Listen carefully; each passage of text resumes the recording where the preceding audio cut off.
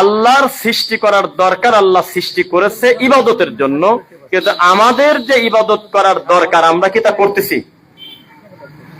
বিচারের মাঠে আল্লাহ জিনকে ডেকে বলবে, ইয়া মাশারাল জিন, হে জিন সম্প্রদায়, তোমরা আমার আদম সন্তানকে খুব বেশি ডিস্টার্ব করছো।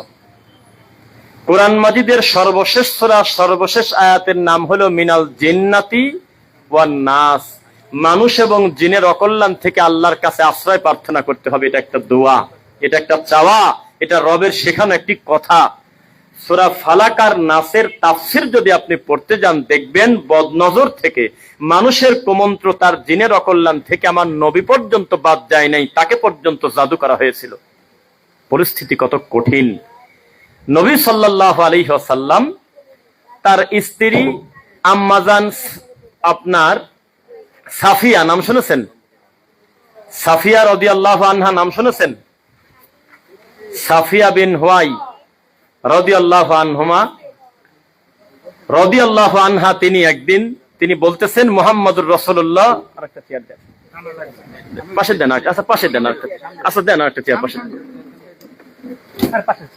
দেন, দেন অসুবিধা বসে।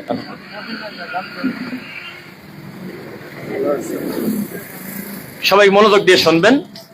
আম্মাজান সাফিয়া রাদিয়াল্লাহু আনহা বলতেছে, সহিহুল বুখারী 5235 নম্বর হাদিস, সহিহ বুখারী 5235, হাদিসের রাবি হলো সাফিয়া রাদিয়াল্লাহু আনহা, আমাদের আম্মাজান, রাসূলের স্ত্রী আমাদের আম্মাজান কিনা বলেন তো? ওয়া আজওয়াজুহু উম্মাহাতুহুম, নবীর স্ত্রীগণ আমাদের কি হয়? মা। ফাতেমা রাদিয়াল্লাহু আনহাকে কি মা বলা যাবে? এটা বলা উচিত? তার মা আমাদের মা, কিন্তু তিনি আমাদের মা নন। তো যে কথা বলতেছিলাম, তিনি বলতেছে, আমার স্বামী মুহাম্মদ সাল্লাল্লাহু আলাইহি ওয়াসাল্লাম একদিন ইতিকাফে আছে, আমি তার সঙ্গে দেখা করার জন্য যাই। যাওয়ার পর কথাবার্তা শেষ করে যখন আমি আসব, তখন আমাকে আগায় দেওয়ার জন্য আমার নবী আসলেন। হঠাৎ করে আনসার দুইজন সাহাবী আমার নবীর মুখামুখি দাঁড়িয়ে বললেন, আসসালামু আলাইকুম ওয়া রাহমাতুল্লাহ। তখন আমার নবী উত্তর দিলেন। উত্তর দেওয়ার পরে বললেন যে দাঁড়াও দাঁড়াও। তখন রাত, তখন অন্ধকার। তখন ডেকে বললেন যে আমার সাথে যিনি আছেন তিনি কিন্তু আমার স্ত্রী সাফিয়া। এই কথা শোনার সাথে সাথে দুইজন সাহাবী আশ্চর্য হয়ে বললেন, সুবহানাল্লাহ, আল্লাহর নবী, এই কথা কি আবার বলা লাগে? এই রাত্রিবেলা আপনার সঙ্গে আমাদের আম্মাজান ছাড়া আর কেই থাকতে পারে? আপনারা কি বলেন, আর কেউ থাকার কথা? আল্লাহর নবী, আমাদের দুর্বল চিন্তা নাই, আমরা জানি যে আপনার স্ত্রী হবেন, সেটা সাফিয়া হোক, আয়েশা হোক, আমাদের কোনো না কোনো আম্মা আপনার সাথে আছে, এটা তো আমরা জানি। আল্লাহর নবী, আপনি কেন বললেন যে হাজা সাফিয়া? এটা বললেন কেন? তো নবী সাল্লাল্লাহু আলাইহি ওয়াসাল্লাম তখন বললেন, আমি চাই না আমার আর তোমার মাঝখানে ইবলিস শয়তান সুযোগ নিক। আমার এই কথার ওজন মনে হয় এখনো বোঝেন নাই। দুনিয়ার শ্রেষ্ঠ মানুষ মুহাম্মদ সাল্লাল্লাহু আলাইহি ওয়াসাল্লাম, তার ব্যাপারে সন্দেহ করলে আপনার ঈমান নিয়ে সন্দেহ আছে। যেই রাসূলের চরিত্র নিয়ে বিন্দু মাত্র মস্কারা করলে তাকে আমরা সুস্থ মুসলমান বলি না, তাকে আমরা কাফের মনে করি। আমার নবীকে যদি কেউ ঠাট্টা মস্কারা তার ঈমান নিয়ে যদি প্রশ্ন করে, সেই রাসূল বলতেছে হাজা সাফিয়া, এটা হলো আমার স্ত্রী সাফিয়া, কারণ তখন রাত। আর আমার নবীর এই কথা শুনে সাহাবায়ে কেরাম বললেন, আমরা তো জানি যে এটা আমাদের আম্মা, আপনি বললেন কেন আল্লাহর নবী? তখন রাসূল বললেন, আমি চাই না যে আমাদের উভয়ের মাঝখানে শয়তান সুযোগ নিক। শয়তান তো ধোঁকা দিতে পারে, তিনি তোমাদের রক্তে প্রবাহ করার মতো তিনি ধোঁকা দেন, তিনি তো একটা ধোঁকা দিতে পারে। এত রাত্রে না জানি কে বাকে আছে কিনা আল্লাহই জানে, এইটুকুন সুযোগ আমি দেব না, আমি তোমাদেরকে আমার দিক থেকে ক্লিয়ার করে দিলাম। এই কথার উপরে আমি পুরা বক্তব্য আজকে দেব। আপনার মনে হবে যে আমি আজকের এই দৃশ্য দেখে দেখে দিচ্ছি ইনশাআল্লাহ। আমাদের ভিতরে আমরা এখানে যারা উপস্থিত আছি, আমার মনে হয় হাতে গোনা কিছু লোক বাদে অথবা প্রায় সবাই অন্ধকার থেকে আল্লাহ আমাদেরকে আলোর জ্ঞান দিচ্ছেন, ঠিক কিনা? একটা সময় আমরা তাওহীদের জ্ঞান পাইছিলাম না, অন্ধকারের ভিতরে ছিলাম। ইউখরিজুহুম মিনাল যুলুমাতি ইলান নূর ওয়া ইউখরিজুহুম মিনাজ যুলুমাতি ইলান নূর ওয়া ইউখরিজুহুম মিনান নূরি ইলাজ যুলুমাত। আল্লাহর একটি সিস্টেম, আল্লাহর একটি সুন্নাহ, আল্লাহর একটি সিস্টেম তরিকা, তিনি অন্ধকার থেকেও আলো বের করে আবার আলো থেকেও অন্ধকার বের করে। অন্ধকার মানে হলো মাগরিবের পর থেকে ফজরের আগ পর্যন্ত, নাকি বলেন? না, এইটা বলে নাই। আর আলো মানে হলো ফজরের পর থেকে কবলাল মাগরিব, এটা মনে করছেন? না, এখানে অন্ধকার মানে হলো শিরিক, কুফর, বিদআত, যত পাপের কাজ আছে এটা হলো অন্ধকার, বেঈমান।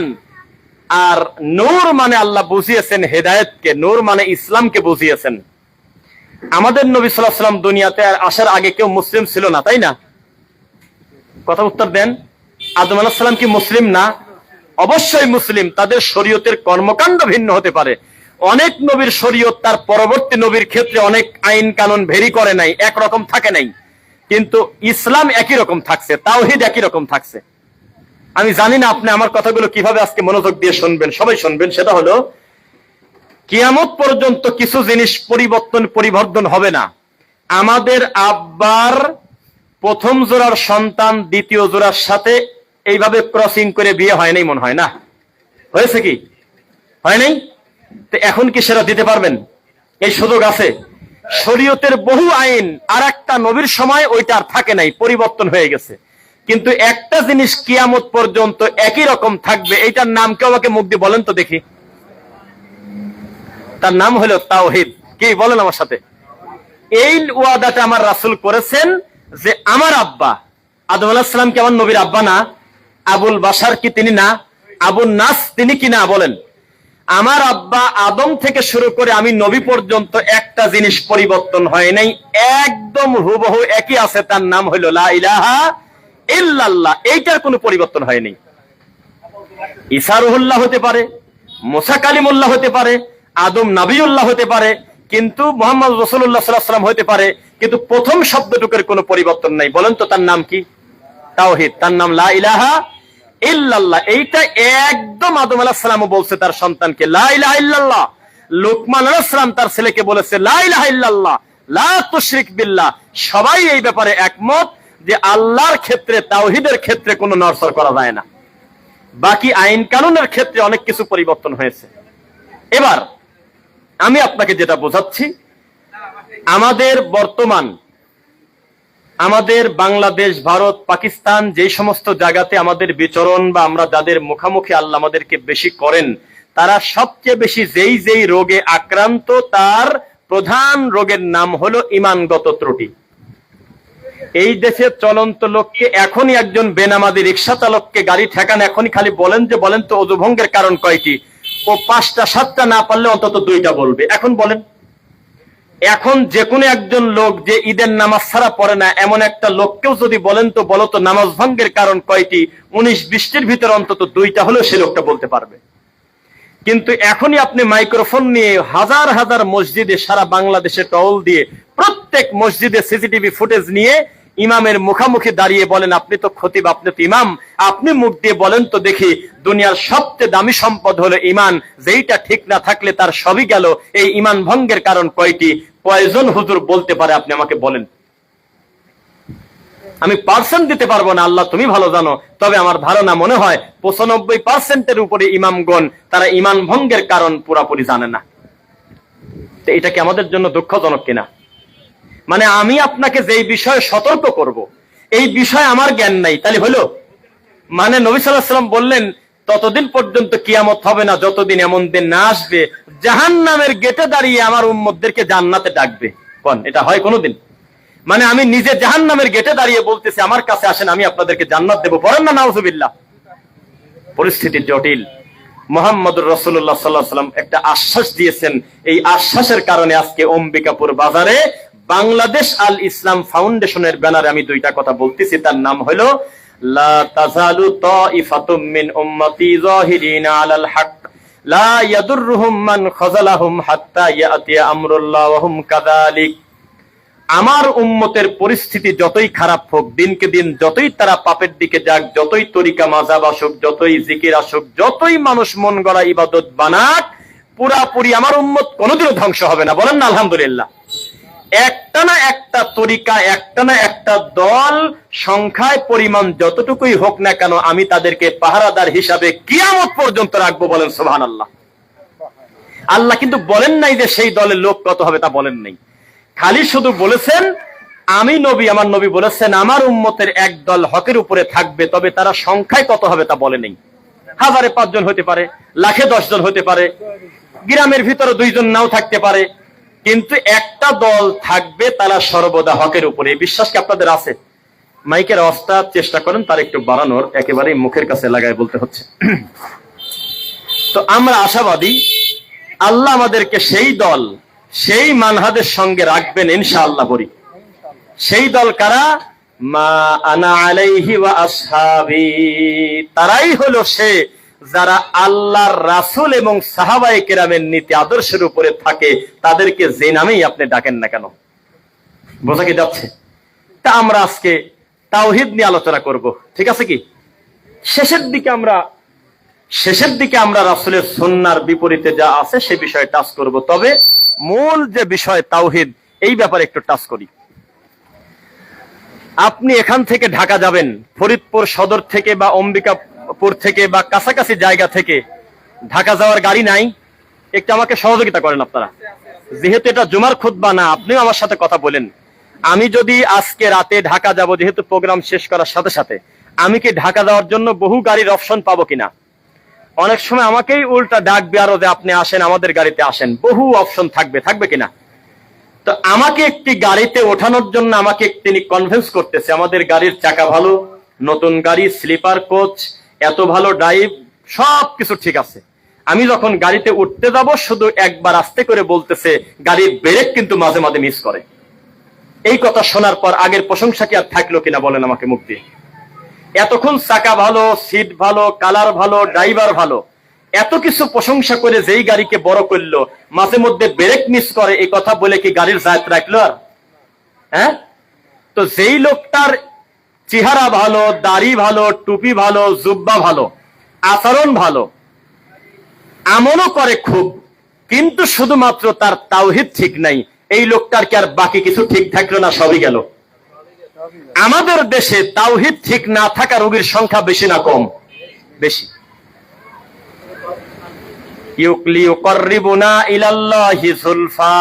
তাদেরকে আমরা আল্লাহ মনে করি না, তো আমরা শুধু মনে করি তারা হলো ভালো মানুষ, তাদের ওসিলা করে আল্লাহর কাছে যাব, এইটা আমাদের মনের বাসনা, মূলত তারা আল্লাহ না। আমরা কোনোদিনও বলি নাই যে আমাদের পীর সাহেব আমাদের ছেলে দেয় আল্লাহ, তবে আমি ডাইরেক্ট চাইলে কত দূর যায় জানি না, একটা মাধ্যম ধরে আমি তার কাছে পৌঁছাবো, এটাই মূলত ঈমানের ত্রুটি, এটাই মূলত শিরক। এখানেই ইবলিস সহযোগ নেয় যে আমার বান্দা যখন ভায়া হয়ে, মিডিয়া হয়ে, অন্য মাধ্যমে আমার কাছে কিছু চাইতেছে, তাহলে বোঝা গেল আমার প্রতি তার ফুল কনফিডেন্স লেভেলটা নাই। বোঝা কি যাচ্ছে? এই বান্দা যদি শেষ রাতে সেজদা দিয়ে কান্না করতে আল্লাহর কাছে, সেজদায় আধা ঘন্টা মাথা তোলে না, কান্না করতে করতে একটা পর্যায়ে ডুকরে ডুকরে উঠলো, তখন তার স্ত্রীর সন্দেহ হলো আমার স্বামী মনে হয় কাঁপতেছে, আমার পাশ থেকে গেল কোন জায়গা, এর নাম হলো আল্লাহকে কিছু বলা, মুনাফাত। আর যদি পরিবার পরিজন আত্মীয় স্বজন সবাইকে নিয়ে যদি আমরা বলি আল্লাহুম্মা আমিন, এরপরে 20 মিনিট ধরে যদি সাদিয়ে সাদিয়ে সুর দিয়ে আল্লাহকে কিছু বলি, এর নাম হলো বাংলাতে মস্কারা, আর আরবিতে বলা হয় এর নাম হলো নেফাক বিল ইতিকাদ। আমার আকীদাতেই মুনাফিক, আমার বিশ্বাসগত ত্রুটি, আমি আমার আল্লাহর প্রতি আমার কোনো বিশ্বাসই নাই, আমি ডাইরেক্ট না আছে অনেকগুলো ভায়া মিডিয়া হয়ে তার কাছে যাচ্ছি, এটা আমার ভুল। বন্ধুরা, একটি কথা জলজান্ত সাক্ষী চূড়ান্ত ভাবে বলে আমি আপনাকে বোঝাতে চাই, এবং আমাদের মাইকের আওয়াজ যতদূর যাচ্ছে তারা আসলে বুঝুক, আসলে এই ধর্মের নামে জাহিলিয়াত আমাদের সমাজে আছে কিনা, এটা আমাদের ভাইয়ের আমাদেরকে বলুক। সেটা কি? চাপাই নবাবগঞ্জে একই পরিবারের 4 জন ফাঁসি নিয়ে মরে গেছে, আত্মহত্যা করছে। ঋণের বোঝা জর্জরিত হওয়ার কারণে সহ্য করতে না পেরে একই পরিবারের 4 জন আত্মহত্যা করছে। আত্মহত্যা করার পরে গ্রামের লোকজন বায়না করলো তাড়াতাড়ি খয়রাত করো, নইলে গ্রামের পাশ দিয়ে হাঁটা যাচ্ছে না, বাড়ি ভার হয়ে আছে, তাড়াতাড়ি কুলখানি করো, শ্রাদ্ধ করো, খয়রাত করো, নইলে কিন্তু আমরা টিকতে পারতেছি না। তখন যেই পরিবারটা মারা গেল, তার বাপ একটা ব্যাংক থেকে 2 লাখ না 5 লাখ টাকা আবার সুদের উপরে নিয়ে এসে, আরেক জায়গা থেকে সুদ করে টাকা নিয়ে এসে আমার মতো আপনার মতো লোকের সামনে খাবার তুলে দিয়েছে। এটাকে যদি আপনি জাহেলি সমাজ না বলেন, তাহলে আর জাহেলি সমাজ কাকে বলে তা আমি জানি না। আজকের এই দৃশ্যকে যদি বানি ইসরাইলের মতো না বলেন, তাহলে বানি ইসরাইল কারা ছিল এটা আপনাকে আমি বোঝাতে পারবো না। এর থেকে অসভ্যতা নোংরামি দুনিয়াতে আর হয়, এটা শিক্ষিত মানুষ সে কথা খাবে? এর কোনো সায়েন্টিফিক ব্যাখ্যা আছে? এর কোন ধরনের কোন ভালো শিক্ষিত লোক এটা মানবে? কোন ইহুদি খ্রিস্টানও তো মানবে না যে একটা মানুষ আত্মহত্যা করলো যেই পাপের কারণে, যেই বোঝার কারণে, ওই একই বোঝা আবার ডবল করে নিয়ে তার লাশ দাফনের পরে এই জীবিত মানুষ খাবে। তাই তো শায়েখ আহমদুল্লাহ একটা পোস্ট দিয়েছে, দেখলাম যে এই খাদ্য পেটে গেল কিভাবে এই অসভ্যদের। আমরা কেমন নিমক হারাম, আমরা কেমন অসভ্য, এই কুলখানির এই খানাটা আমরা খালাম কিভাবে? এই 4টা মরা লাশের চেহারা আমাদের সামনে কি একবারও আসলো না? আমরা হলো তারা। এই জন্য আমরা বক্তব্য দিতে গেলে নরম করে দিতে পারি না, আপনি ক্ষমা করে দিয়েন। এই জাতি আর কবে ভালো হবে আপনি আমাকে বলেন? আর কতগুলো মসজিদ মাদ্রাসায় আক্রমণ করলে, আর কতগুলো মাজলুম দিনী ভাইকে গালিগালাজ করলে একা একা ভালো হবে এই জাতি? আপনি বলেন, আমি মানি নেব। আমাদেরকে যারা শান্ত করতে চান, যে একটু নিউট্রাল কথা বলেন, পিতামাতার ওয়াজ করেন, জাহান্নামের ওয়াজ করেন, সুন্নাহর ফজিলত বলেন, সরাসরি বিদআত শিরকের ব্যাপারে কঠোর হয়েন না, এতে পরিবেশ নষ্ট হয়, তাদের কাছে আমরা বলি এই জাতি একা একা কবে ভালো হবে? যেই জাতি এখনো টাকের নিচে জুতা ঝুলায় রাখে, ফরিদপুর থেকে ঢাকা যায় যাতে নজর না লাগে। যেই জাতি এখনো মরা মানুষকে দাফন করে তার কাছে ছেলে সন্তান চায়, জাতি একা একা কবে ভালো হবে? এই জাতি একা কবে ভালো হবে? যেই জাতি নোরা পাগলার মতো একটা অসভ্য অমানুষকে দাফন করার পরে তার লাশ পুড়িয়েছে, এটা অন্যায়, এটা অন্যায়, এটা অন্যায়, জীবন অস্বীকার করব না, কিন্তু এই লোকটার পক্ষ নিয়ে রাস্তায় টুপিওয়ালা হুজুর বের হয়, এই হুজুর একা একা ভালো হবে কবে বলেন? একা একা ভালো হয় কিভাবে? আপনাকে প্রেসার দিতেই হবে, দাওয়াতি কাজ করতেই হবে। এই কথা যদি না বোঝেন তাহলে আপনার দ্বারা মাঠ নষ্ট হবে। বারবার একই কথা বলেন, ওয়াজিলাত কুলুবুহুম ওয়া ইযা তুলিয়াত আলাইহিম আয়াতুহু যাদাতহুম ঈমানা। মুমিন যদি সে হয়ে থাকে, জানা কথা আবার জানার কারণে তার ঈমানে ভালো লাগবে, ঈমানের অবস্থা আগের থেকে আরো বেড়ে যাবে, সুবহানাল্লাহ।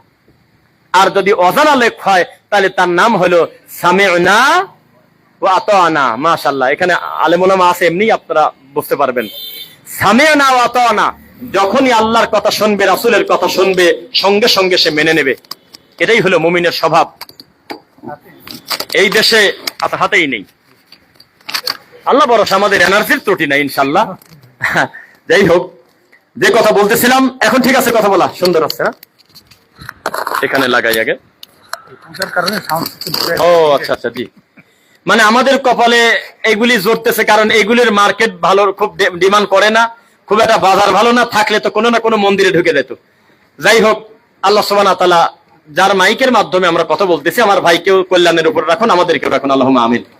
মাইকের নিয়ম হলো আমরা বুঝি, আপনাদের থেকে ভালো না বুঝলেও কিছু বুঝি, 2 জায়গায় কথা বলতে হয়, দূরে থাকলেও আমার কথাটা টেনে নেবে, কিন্তু এটা তা করে না, একেবারে আমার প্রেসার দিতে হচ্ছে। তার মানে আগামীকাল মাহফিল থাকলে ওটা গেল, এটা আমরা বুঝি, ভাই জানে, যারা ভাই এগুলো নিয়ে কাজ করে, যেহেতু দাওয়াতি কাজ। মানে মাইক যদি গায়ের প্রেসারে কথা বলতে হয়, তাহলে ওই লোকের পরবর্তী মাহফিল আর চলবে না, শেষ, আজকে গলা বসে যাবে। তবু আমরা প্রেসার আমাদের কম আছে, আমরা চেষ্টা করবো ইনসাফ করে কথা বলার ইনশাল্লাহ। যে কথা বলতেছিলাম, এই জাতি একা একা ভালো হবে এটা ভুলে যান। একটা লোক বলতেছে আমি হলে ইমাম মাহাদি, আচ্ছা এটা সহ্য করা যায়? এইসব কথা মুখে আনা যায়? এইরকম একটা অসভ্যকে তাকে পক্ষ নিয়ে ব্যানার নিয়ে মসজিদের ইমাম রাস্তায় গিয়ে বলতেছে আমরা তার পক্ষে দাঁড়িয়েছি, কি বলবেন? আল্লাহর কসম, আমি আজকে জুমার খুতবা কুষ্টিয়া দিয়ে আসলাম, কুষ্টিয়াতে লালন ফকিরে অন্যান্য বারের থেকে গাঁজার পরিমাণ যাতে আরো বাড়ে, সেজন্য একজন অ্যাডভোকেট, নাকি একজন সাংবাদিক, সম্ভবত অ্যাডভোকেট, উনি হলো মুখামুখি ডিস্ট্রিক্ট ম্যাজিস্ট্রেটের কাছে দাবি করতেছে গাঁজাকে শিথিল করা হোক, একটু নমনীয় করে দেন। অনেক সাধক আসে অনেক জায়গা থেকে, এই কথা বলেন না, অনেক জায়গা থেকে সাধু সন্ন্যাসীরা আসে, এখানে আপনি একটু কড়াকড়ি করেন না, একটু সুযোগ দেন, একটু মন মতো টানুক গাঁজা, এটা হাইড আছে ভেতরে রাখে আর কি, এই কথা বলে দিচ্ছে। তখন এই ডিস্ট্রিক্ট ম্যাজিস্ট্রেট বলল, আপনি কি জানেন আপনি কার সামনে কি বলতেছেন? আপনি মাদকের পক্ষে আপনি আমার কাছে কথা বলতে পারেন?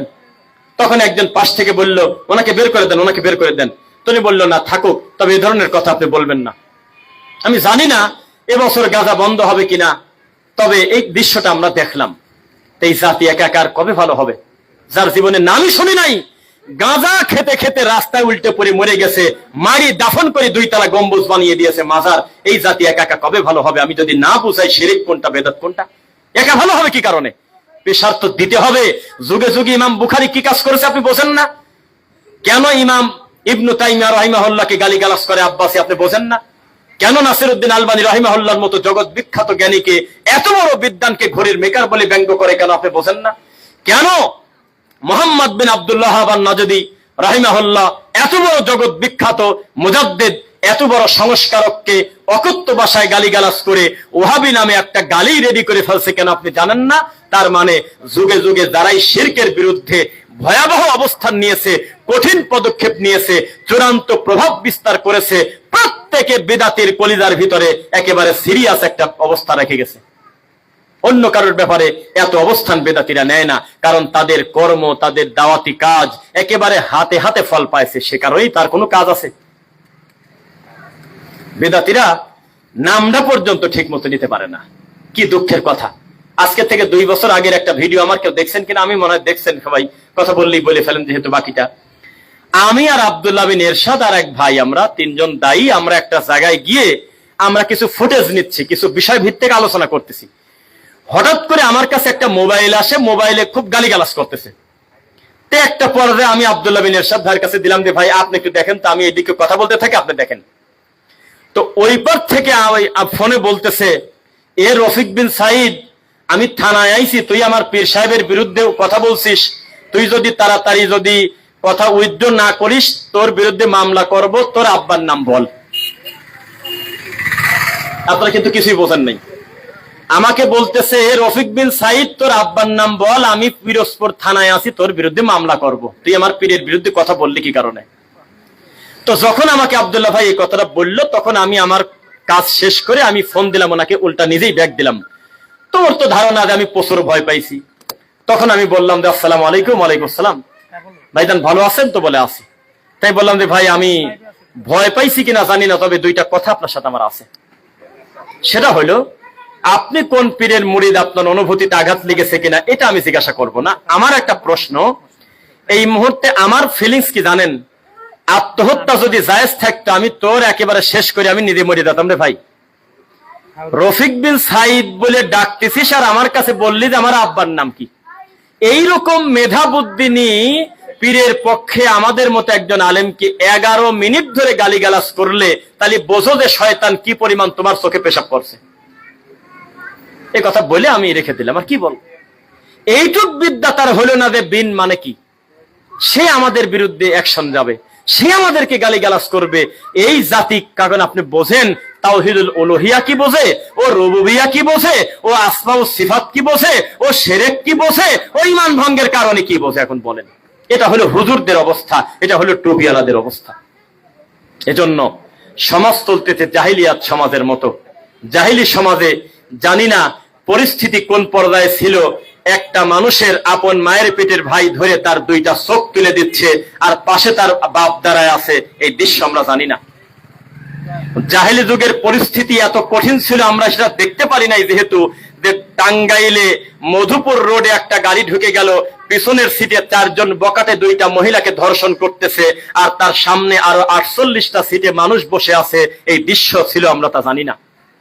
বনী ইসরাইলে এই দৃশ্য ছিল আমরা তা জানি না।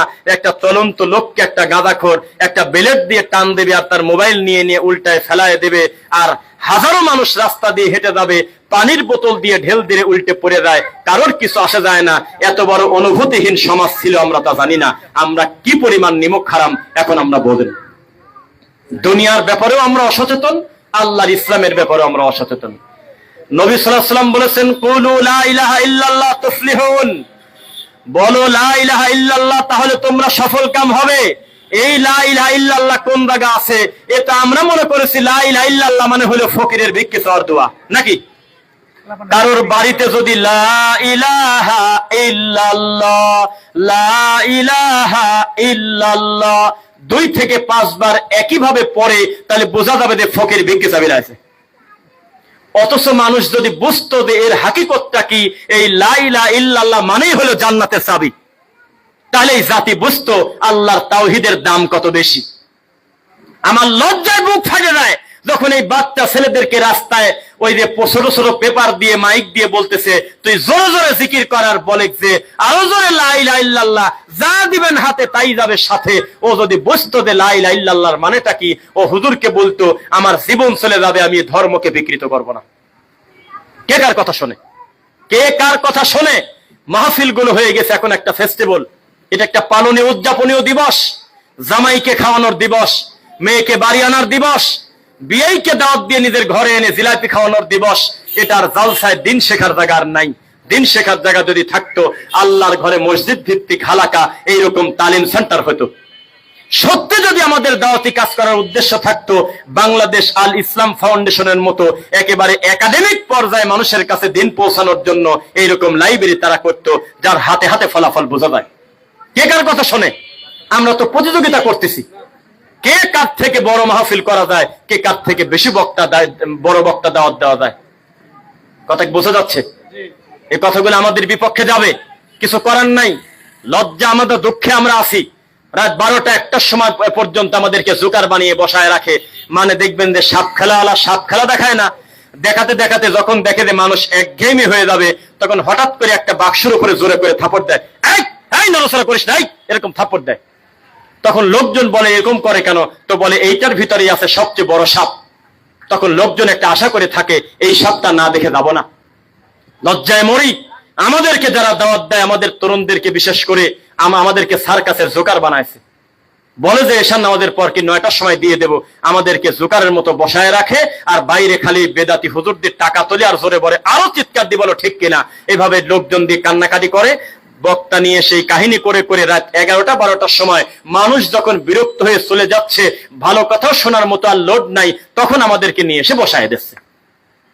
আর আমাদের নামের উপরে তো মাল কামানেছে আগেই। টাকা পয়সা গোনা হওয়ার পর যদি কেউ বলে যে কালেকশন কেমন হলো, কয় যে মাথায় বাড়ি। কেন? কয় গত বছর 3,22,000 উঠছে, এবছর মাত্র 2.5 লাখ উঠছে। তো টাকা কি ওর বাপ জন্ম রাখছে? এগুলো এই টাকা কি ও কারোর কাছে পায় না আল্লাহর বান্দারা খুশি হয়ে দিয়েছে? ইনসাফ করে কথা বলতে হবে। বক্তাদের পিছনে বলতে যান কথা, পরিস্থিতি কত কঠিন। আপনার শুরুই করেন হলে এটাকে মজবা করার জন্য, আপনার টার্গেটই হলো কে কত বেশি কালেকশন করতে পারে। আপনার চিন্তাধারাই হলো মসজিদের উন্নতি, মাদ্রাসার উন্নতি, আর হলো গোরস্থানের উন্নতি কল্পে মাহফিল। কেন? আপনি বড় করে লিখে দেন, আপনি লিখে দেন বড় করে, ঈমান এবং আমলের উন্নতি কল্পে শিরক বিদআতের বিরুদ্ধে তাওহীদের পতাকা নিয়ে কোরআন সুন্নাহর মাহফিল হবে, আপনারা আসবেন বলে দেন। আপনার চিন্তাই তো খারাপ। মানুষের উন্নতি কিসের? ও তো মরেই গেছে।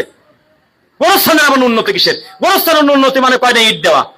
গোরস্থানের উন্নতি মানে চারদিক থেকে বাউন্ডারি দেওয়া, যাতে কুকুর বিড়াল ছাগল না যায়। কিসের উন্নতি? আবার বলতে হবে জীবিত মানুষের ঈমানের উন্নতি কল্পে। মৃত মানুষের জন্য তো দান সাদকা করলেই হয়, মৃত মানুষের জন্য তো মুখে দান করলে, মুখে দোয়া করলেই তো হয়। মাহফিল দিয়ে কান্নাকারি করা লাগে নাকি? কে কার কথা শোনে? আমাদের সিস্টেম যে এত খারাপ, যদিও চেষ্টা করতেছি, পারবো কিনা জানি না। শর্ত মন মতো দিচ্ছি যে দাওয়াত দিচ্ছেন ঠিক আছে, তবে রাত 9টা যদি পার হয় তারই কিন্তু চলে আসবো না। মনে মনে রাখতেছি যে হয়তো 10টা রাখতে পারে, জানি না কতদূর কি করে। কথা রাখে না। যেখান থেকে মানুষ সময়ের জ্ঞান পাবে সেখানে টাইম নাই। এক জুমার খুতবায় টাইম ঠিক থাকে না। বক্তা মনে করে এলেম যত আছে একবারে ডেলিভারি দিয়ে যাবো আজকে। 1:52 মিনিটে বলতেছে বেহাক্কে লা ইলাহা ইল্লাল্লাহ কবলা জুমা, যারা পড়েন নাই পড়িয়ে নেন। এ কি লজ্জার কথা! লাশ সামনে রেখে আধা ঘন্টা বক্তব্য, 1 ঘন্টা বক্তব্য দিয়ে টানা রোদের ভিতরে কয়েছে বাদ জোহর জানাজা, মাইয়েতের জানাজা 3:30টার সময় দাফন শেষ হয় না। তাহলে এই জাতি সময়ের জ্ঞানটা পাবে কোন জায়গা বলেন? আর ঈদের মাঠে যদি হুজুর যদি টাইম টু টাইম নামাজ পড়ায়, হুজুরের পিঠের চামড়াই থাকবে না। কত লোক যে রানিং রাস্তায় দৌড়াচ্ছে, গরু গোসল করাতে করাতে ও গোসল করতে দেরি হয়ে গেছে। কি জাতিকে আমি কিভাবে ঠিক করবো আপনি বলেন? এই জাতিকে আমার ঠিক করতে গেলে আমাকে করা কথা বলতে হচ্ছে, আমি কি করব? আমি যদি বলি আমার সোনারা, ওরে আমার বাবারা, আমার বুকে আসো, শিরক করলে কিন্তু গুনাহ হবে, তাতে ওর কি আসে যায়? ও কবি তাতে আমার কি?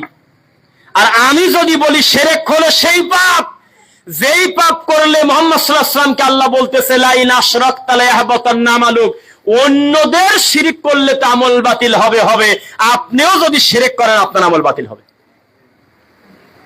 আমি যদি বলি রাসূলের নামে মিথ্যা কথা বললে, আল্লাহর নামে মিথ্যা কথা বললে আপনার কি হবে তা জানি না, তবে আমার নবী যদি নিজে থেকে কোনো বানায় কথা বলতেন তাহলে লাখাযনা মিনহু বিল ইয়ামিন সুম্মা লাকাতানা মিনহুল ওয়াতিন ওয়ালাউ তাকাওয়ালা আলাইনা বাদাল আকাওয়িল। আল্লাহ আমার নবীর ডান হাত ধরে প্রাণ সিঁড়িটা কেটে দিতেন। তখন এই লোক বুঝবে আসলে শাস্তি কত। আপনি বলতেছেন আপনারা কেউ মিথ্যা কথা নবীর নামে বলবেন না, ও বলবে আমার কি তাতে, তো সর্দি কাঁদে খালি।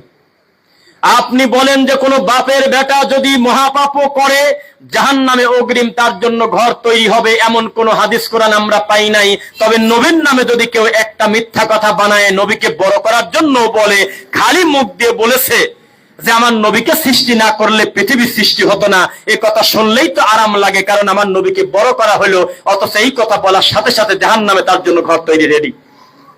একবার কেউ যদি মুখ দিয়ে বলে যে দেশপ্রেম ইমানের অঙ্গ আমার নবী বলেছেন, তাহলে সেই লোকের জন্য জাহান্নামে ঘর তৈরি। একবার যদি কেউ মুখ দিয়ে বলে উতলুবুল ইলমা ওয়ালাউ কানা বিসিন, ইলম অর্জন করতে করতে প্রয়োজনে সিন দেশে ঢুকে পড়ো, তাও তুমি ইলম অর্জন করো, তাহলে তার জন্য জাহান্নামে ঘর তৈরি হচ্ছে। কেউ যদি একবার মুখ দিয়ে বলে আমার নবী হলো সেই নবী যেই নবীর নাম না ধরে মোনাজাত যদি না করতেন আদম নবী ক্ষমা পেতেন না, মাল ডেলিভারি দেওয়ার সাথে সাথে এর অর্থ জাহান্নামে মাকআদাহু মিনান নার, তার জন্য জাহান্নামে একটা ঘর তৈরি আছে। কে কার কথা শোনে? ফামান ইয়াকফুর বিত্তাগুত ওয়া ইউমিন বিল্লাহ লা ইলাহা ইল্লাল্লাহ। আমাদেরকে যারা আমাদের কণ্ঠকে নরম করতে চায় তাদের উদ্দেশ্যে আমার কথা এবং আপনাদের উদ্দেশ্যে আমার কথা। বলেন তো লা ইলাহা ইল্লাল্লাহ এই কথাটা শুরু হয়েছে নেগেটিভ দিয়ে না পজিটিভ দিয়ে? পিছন থেকে কেউ কথা বললেন না। নেগেটিভ আগে, এখানে নেগেটিভ আগে। লা ইলাহা মানে কি? লা ইলাহা মানে হলো দাফন করো, কবর পূজা দাফন করো, শিরক দাফন করো, ঠাকুর দাফন করো, দুনিয়ার সব ইলাহাকে দাফন করো। এটা নেগেটিভ হলো না? এরপরে ইল্লাল্লাহ, এই আগেরটা যদি ঠিক না রাখো তাহলে পজিটিভে ঢুকতে পারবে না। দলিল আবার কোরআনে আছে ফামান ইয়াকফুর বিত্তাগুতি ওয়া ইউমিন বিল্লাহ। আগে কুফরি থেকে বাঁচো, নইলে তুমি ঈমানে ঢুকতে পারবে না। বুঝুন নাই মনে হয় কথা? তাহলে যারা বলতেছে আমরা খালি বেদাত শিরকের বিরুদ্ধে বলি, আরে বাবা পাপই তো এই দুটি বড়। একটা পাপ করলে নবীকে অপমান করা, আর একটা পাপ করলে আমার আল্লাহর কথা অমান্য করা। তাহলে এই পাপকে আপনার পাপ মনে হয় না? এই পাপের ব্যাপারে জুমার খুতবায় বক্তব্য নাই কেন? ব্যারিস্টার ফুয়াদ কেন আফসোস করবে? এইরকম ফুয়াদরা কেন ভিডিওতে এসে বলবে যে আমাদের আফসোস হয়, আমাদের আলেম ওলামা কোনো দায়িত্বশীল কাজ করে না, একটা সপ্তাহ পর নিজে ভালো জামা গায়ে দিয়ে পরিবার সহ বাচ্চা সহ ইমামের কাছে আমরা নিজে থেকে ধরা দেই, অথচ ইমাম আমাদের কিচ্ছু জানতে দেয় না। ওদের কি বলে নিজেই বোঝে না। ব্যারিস্টার ফুয়াদ সাহেবের কথা শোনেন নাই না? শুনছেন? শুনে একটু আফসোস লাগে নাই যে এই ব্যারিস্টার সাহেব এই কথাটা বললো? কথাটা তো যৌক্তিক কথা যে একটা সপ্তাহ পরে যে যত বড় জালেম হোক, নেতা হোক, দুনিয়ার স্বার্থে হোক, লোভে পড়ে হোক, মান সম্মানের ভয়ে হোক, অন্তত জুমার দিনে কম বেশি সবাই যায়, যায় না? তাহলে ওই লোকটা নিজে নিজে হুজুরের কাছে ধরা দেয় নাই? তো হুজুর তখন বলতেছে খানজাহানকে তোমরা কি চেনো? শাহজালাল একটা বদনা দিয়ে বাঘ মারিয়ে দিয়েছে রে বাবা। তাহলে এই ব্যারিস্টার ফুয়াদ কি শিখবে? এ তো ঢাকা বিশ্ববিদ্যালয় থেকে পড়াশোনা লোক, এ তো ঢাকা ইউনিভার্সিটি থেকে পড়া লোক, এ তো পৃথিবী থেকে বড় বড় জায়গা থেকে ডক্টরেট করে আসা লোক, লন্ডন থেকে। এই লোকটার সামনে সাপের গল্প বললে এই লোকটা কি শিখবে?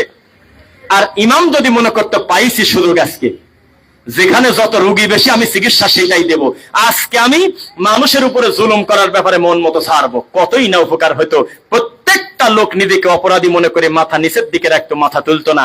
আর এই হুজুরদের সুরে টান ধরে বেদাতি হুজুর, ওই লোকগুলো যায় ঘুম পারে। ঘুম পারে না? যে সুযোগ পাইছি, দিস ইজ দ্য মোমেন্ট, এখন ঘুম পারবো ঘুমের জন্য। তাহলে আমাদের তো দায়িত্বশীল হতে হবে। আপনি রাগ করলে কিছু করার নাই, আলেম ওলামা দায়িত্বশীল হচ্ছে না, তারা ইনসাফ করতেছে না। প্রত্যেক জুমার খুতবা যদি তারা মনে করে সুযোগ পাইছি আমি আজকে, যারা আমার সমাজের সবচেয়ে বড় অপরাধী তার 90% আমার মুখামুখি বসে আছে, আমি এই ওয়ারিশ ফাঁকি দেওয়ার ব্যাপারে এমন ভাবে সাইজ করব কালকেই যাতে লজ্জা ওই মেয়ের সম্পত্তি দিয়ে দেয়, ভালো হতো না কাম? আর এই হুজুর বলতেছে যে আপনারা কি জানেন বিসমিল্লাহ বলছিল শাহজালাল, একটা বদনার ভিতরে নদীর সব পানি ঢুকায় নিছিল। তা নদীর পানি ঢুকায় লাভটা কি হয়েছে? কি কাম হলো? আব্দুল কাদের জিলানীর বাপ যদি নারকেল না বড়ই খাইলো তাতে ইসলামের কি লাভ হলো আর কি ক্ষতি হলো? কি ওয়াজ? এই ওয়াজ হচ্ছে মাহফিলে, এই ওয়াজ হচ্ছে আল্লাহর ঘর মসজিদে। দুঃখ। ও গতকালকে একটা ভিডিও দেখছি, আপনারা দেখলে বলেন, আমি তাকে চিনি না জানিও না, একজন সাধারণ একজন দিনী ভাই আর কি, বা কেউ একজন হয়তো বা, উনি একটা মসজিদে যায়, উনি ওই ফাজাইলে আমল বইটা আছে না মসজিদে, উনি ওইটা ধরে বলতেছে যে আমি তদন্ত করে আমি বহু মসজিদে গিয়ে দেখলাম, বলে আমার আফসোস, আমার নবীর জীবনী, সেটা নবীদের জীবনী হোক, সালাতুর রাসূল বইটা হোক সালাতের উপরে, অথবা আপনার কোরআন মাজিদ হোক, সহিহ বুখারী হোক, এরকম ভালো কিতাব আমার চোখে যদি না পড়ে, অন্তত ফাজাইল আমলটা আল্লাহর ঘরে থাকবেই। আল্লাহর ঘরের মেম্বারে সহিহ বুখারীর জায়গা হয় না। যদি আপনি কালকেই যদি আমার মইনুল ভাই যদি মনে করে যে আচ্ছা আমি মেহমান হিসেবে এলাকায় আইছি, আমি আল্লাহর দিনের স্বার্থে সহিহ বুখারীটা আমি আমার এই মেহমান বাড়িতে মসজিদে রেখে যাই, আমার ধারণা আর কেউ যদি না দেখে ইমাম চুরি করে সরায় ফেলবে। আর যদি লোকজন দেখে ফেলে, তাহলে ওখান থেকে টান দিনে ওই আলমারির ভিতর ঢোকা দিবেনি, অথবা বাড়িতে নিয়ে চলে যাবে। এটা সহ্য করতে পারবে না সে, আলমারিতে লুকায় রাখবে, বলেন, যাতে কোনো জং না ধরে। কি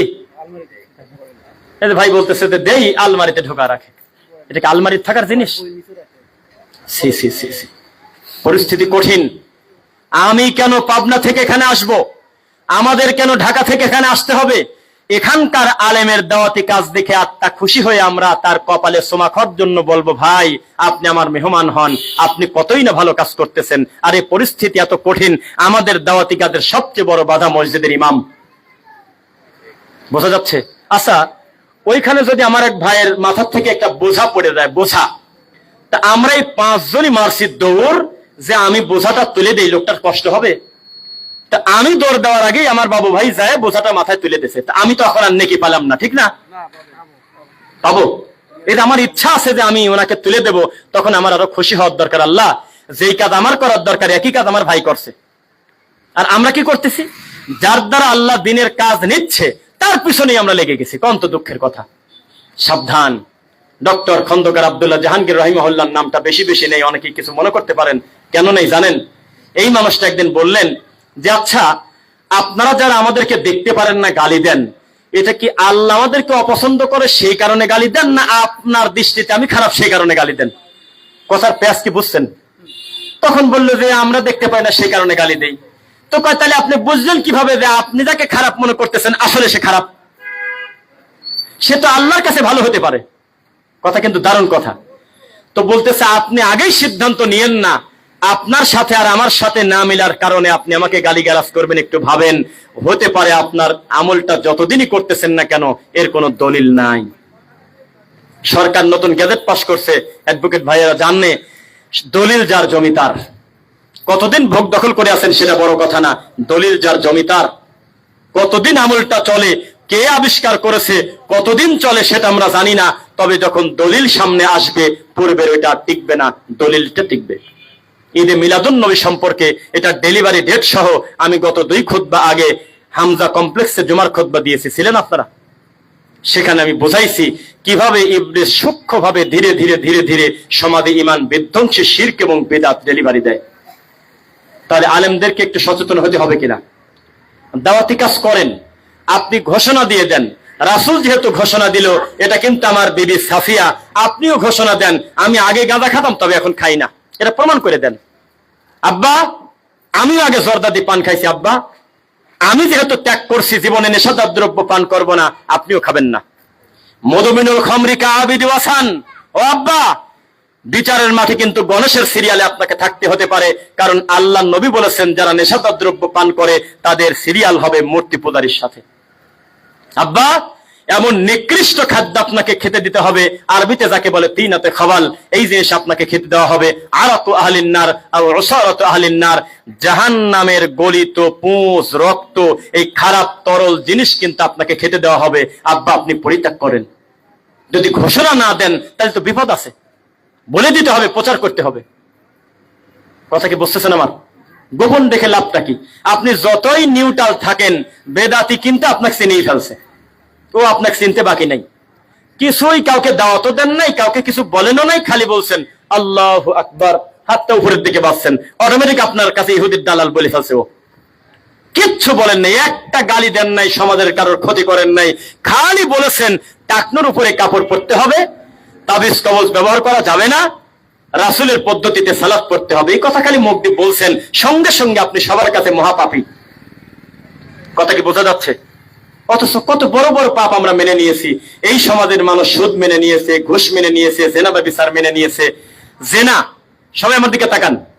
আপনার পাশে যদি কোনো বিবাহিত হোক আর অবিবাহিত হোক ছেলে মেয়ে ধরা পড়ে, তাহলে আগে যদি কোনো ওই যে ছটকে ছাটকার নেতা যদি ধরে, তাহলে থাপড় চাপড় দিয়ে 20-50 হাজার টাকা খায় ঠিক করে দেয়। আর যদি ওই বাড়ির লোকজন ধরে, তাহলে মুখের পর কিছু পিটানি দেয়, স্যান্ডেল দিয়ে বাড়ি দেয়, দিয়ে মাথার এক সাইডে একটু নারী করে দিয়ে বিয়ে দিয়ে দেয়, শেষ। আর যদি 18 বছরের আগে বিয়ে করে ফেলে, তাহলে পুলিশ খবর পালি ধরে নিয়ে যাবে, যতদিন না 18 বছর পূর্ণ হয় ততদিন তার বিবাহ দিতে দেবে না। এর আগে দেখলাম একটা মহিলা ম্যাজিস্ট্রেট বাড়িতে আসছে, একটা মেয়ের বয়স পড়তে 2 বছর বাকি আছে, এখন 16। তখন ওই মেয়ের বাপ কাঁদতেছে আর বলতেছে, বিয়েটা যে আপনি ভেঙে দিলেন, আমার তো মাথায় বাড়ি, বর পক্ষ আসছে, কত কিছু আয়োজন আমার, এখন আমার মেয়ে করবেটাকে এই 2টা বছর। তো বললো যে প্রেম করুক।